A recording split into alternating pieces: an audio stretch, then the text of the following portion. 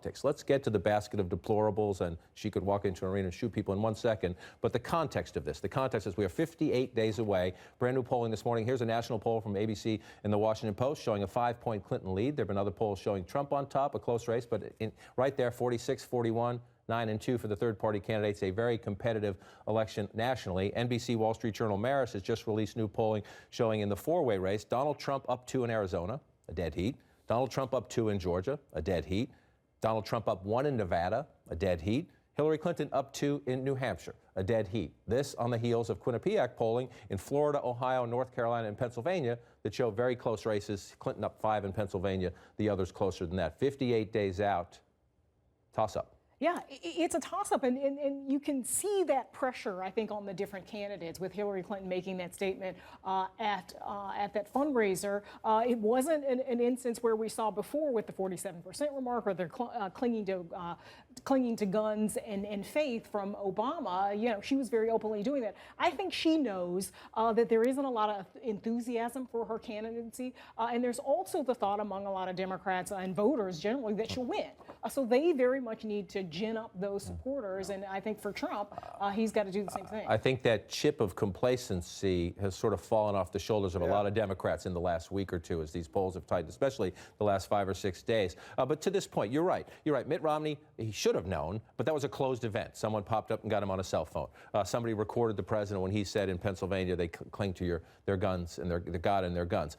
She knew she was on camera, but shouldn't she know better? Shouldn't she know better to, if you want to say some of Trump's supporters or Trump has behind him or Trump panders to these people, that's one thing. But you're insulting voters there. You're insulting voters there. So she, in a statement Saturday, said, last night I was grossly generalistic, and that's never a good idea. I regret saying half. That was wrong. She didn't say sorry. She said she got the math wrong. Right. She still believes that some of Trump's voters have those views. I think the Clinton folks deeply regret saying half, because half makes this story much worse for them.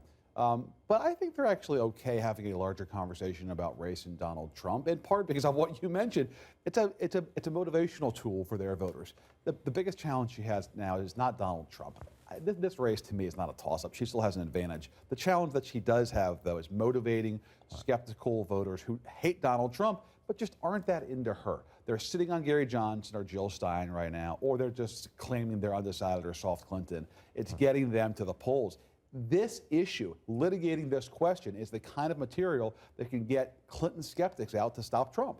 And it's also, though, I mean, we saw her act faster on this than we've seen her and Romney didn't express a regret before. She has dug her heels in. It was clear that she had to say something yesterday. But they do want to have a broader conversation on race. That is sort of the issue here. She doesn't. But there's a way to do that without insulting voters. Millions of Americans. Right. And doing it at a fundraiser with Barbara Streisand here. So that is her challenge here. And the Trump campaign is not going to let this go. They asked all of their surrogates today to refrain from doing any television or radio interviews out of respect for September 11th. And they said if you go on social media, only tweet about our men and women in military. So they lost a day today to attack Clinton on this. They had to do a bit of a ceasefire, which, you know, hurt a little bit of their window for the attack, but they said that this is not going away and this is going to be something that they're really going to be hammering for. Before the ceasefire went into effect, Mike Pence was here in Washington yesterday for the Value Voters Summit, and he seized on it. And listen to how he says it, because this is important to your point about where the Trump campaign is going with this.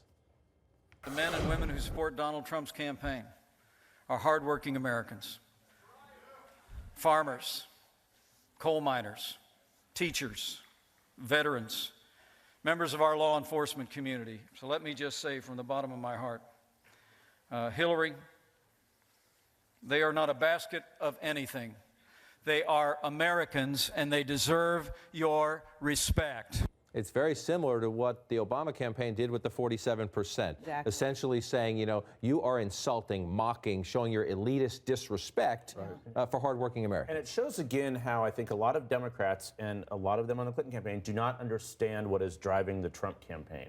They, I don't think, have this whole time, and they don't understand, you know, some of his supporters and the frustration out there in the country. Now, granted, most of those people are not voting for her anyway, but that doesn't matter necessarily. There are going to be people out in middle America, some of those swing states, who will be offended by this remark. So I think she will have to, you know, address this directly this week Right. as she's campaigning. But it is a fundamental misunderstanding of what is driving Donald Trump's support. But they think they do understand at least partly what is driving these voters. She had that alt-right speech, and if she is listening to any of the women I've listened to in some of these focus groups, these are Republican women who flatly would say that they felt like Donald Trump was a racist. If you look at the polls, even 30% of Republicans feel like some of the words that Donald Trump said say appeal to bigotry, and certainly it's 70 or 75% if you look at non-whites.